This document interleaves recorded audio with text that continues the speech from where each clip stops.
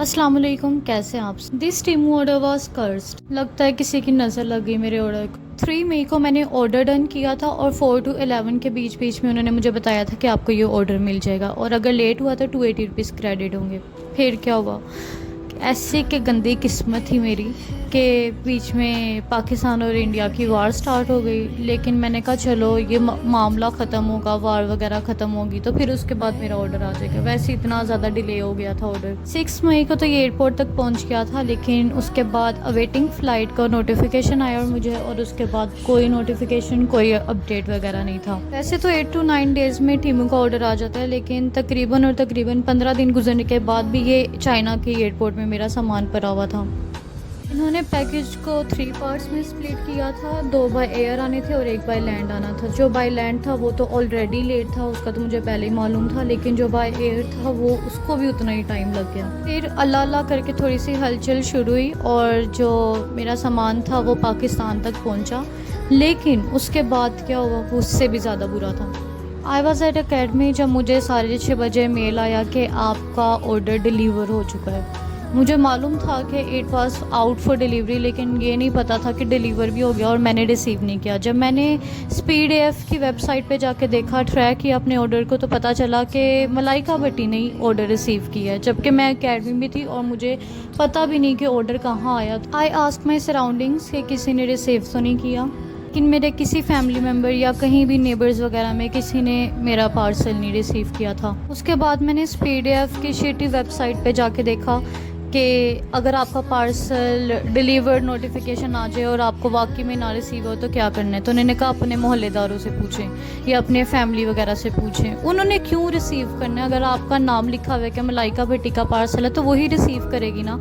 और ये तो इतनी गलत बात है। मैं इतने ज़्यादा पार्सल्स मंगवाती हूँ और अक्सर में तो वो आपका CNIC भी पूछते हैं कि आप, और आपके सिग्नेचर्स भी लेते हैं कि पता चले कि किस बंदे ने किया, और वहाँ पे वेबसाइट पे आ रहा था ट्रैकिंग ऑर्डर में कि मैंने ही रिसीव की है। इसके बाद मैंने टीमू के हेल्प सेंटर पे जाके मदद मांगी, तो फिर उन्होंने कहा चले हम आपकी मदद करते हैं फौरी तौर पे। और उन्होंने फिर मुझे ऑर्डर नंबर वगैरह उन्होंने मेरे से लिया और किसी एजेंट को कहा कि आपसे रब्ता करेगा, और फिर उसने कहा कि हम इन्वेस्टिगेट करते हैं, उस राइडर वगैरह से, कैरियर से पूछते हैं कि क्या मामला है, और कहते हैं 48 आवर्स के लिए वेट करें। अगले दिन मुझे मैसेज आता है कि आपका तो पार्सल डिलीवर हो चुका है।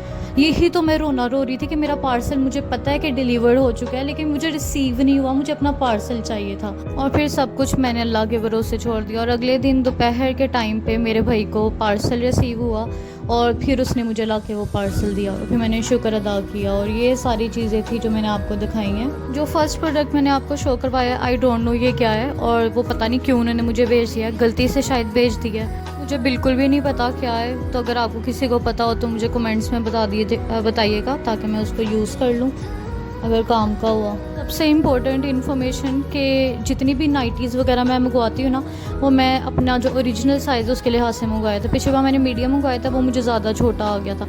तो अगर आपने कोई नाइटी ऑर्डर करनी है तो आप अपने से एक साइज़ जो है ना वो लार्जर मंगवाइएगा। और ये लार्ज वाला मैंने मंगवाया था और ये बिल्कुल परफेक्टली फिट आया मुझे। और ये भी कि टीमू में आजकल सेल लग रही है, जो मैंने पहले मंगवाई थी, ये चीज़ें सारी मैंने पहले मंगवाई थी तो ये मुझे ओरिजिनल प्राइस में मिली है, लेकिन अब वाकई में हलाल किस्म की सेल लगी हुई है। वरना पाकिस्तानी ब्रांड्स क्या करते हैं, कीमतें बढ़ा के कहते हैं हमने 20%, 30%, 50% ऑफ कर दिया, हालांकि ऐसा नहीं होता और गंद वगैरह सामने ले आते हैं। ये जितनी मैंने चीज़ें मंगवाई हैं ये सारी की सारी चीज़ें, इन सब पे सेल लगी हुई है। अगर आपके पास कोई 200 की चीज़ है वो आपको 150 की मिल जाएगी। ये नाइटी मैंने ऑलमोस्ट 2000 की मंगवाई थी और अब ये 1500 रुपये की मिल रही है। इसके अलावा ये एपिलेटर है, हेयर रिमूवल टूल है। ये इतने कमाल का ना कि आपके जो फेस हेयर है वैक्स से भी नहीं उतारा जाता, बंदे की खुद को थ्रेडिंग भी नहीं करनी आती, तो इसको यूज़ कर लें। इससे बारीक बारीक जो बाल है अपने मुंह के वो बड़े आराम से उतर जाएंगे। हाँ, इसमें थोड़ी सी दर्द भी होती है क्योंकि रूट से आपके बालों को खींचते हैं और ज़रा मोटे बाल हों तो फिर वो नहीं उतरेंगे, लेकिन आपके सॉफ्ट बाल हैं, छोटे छोटे बाल हैं फेस के, तो बड़े आराम से उतर जाएंगे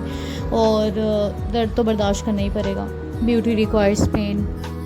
अच्छा, फिर ये बड़े मज़े की चीज़ है, इसमें ना 19 पीस सेट है ये, जो कि बिल्कुल सस्ता 600 रुपये का है। इसमें एक क्लीनिंग बॉल है जिसमें आप मेकअप ब्रश ही साफ़ कर सकते हैं, कितना क्यूट है, और इसका कलर भी बहुत ज़्यादा प्यारा है। और साथ में मेकअप रिमूव करने के लिए ये साथ में उन्होंने टूल दिया हुआ है, और 3 पीस का सेट है। और फिर उसके बाद बहुत ज़्यादा खूबसूरत ब्यूटी ब्लेंडर्स हैं और पफ हैं। ये ऐसे तो मुझे इतनी ज़्यादा की ज़रूरत नहीं थी, लेकिन अच्छी डील थी तो फिर मैंने कहा काम आएंगे, फ्यूचर में मंगवा लेते हैं। कहते हैं ना, all that glitter is not gold, हर चमकती चीज़ सोना नहीं होती। लेकिन मेरे पापा को हर चमकती हुई चीज़ बहुत अच्छी लगती है, लेकिन इसका स्टाइल बहुत पेंडू है, मैं कभी भी ना मंगवाती। और 4,000 रुपये की चीज़ इस तरह के कोई लोकल से बाज़ार से आपको 2500 रुपये का आराम से बैग मिल जाता है। हाँ, इसके अंदर जो छोटा वाला बैग है वो मुझे पसंद आया, वो अच्छा है, लेकिन जो ये बड़ा वाला बैग है बहुत ही गंदा पैटर्न है और बिल्कुल पसंद नहीं मुझे आया। पता नहीं क्यों मंगवाया है, लेकिन मेरे पापा को इस तरह की चीज़ें पसंद है, चमकती चमकती। अगर आपको वीडियो पसंद आई है तो लाइक करें, शेयर करें, सब्सक्राइब करें। अल्लाह हाफिज़।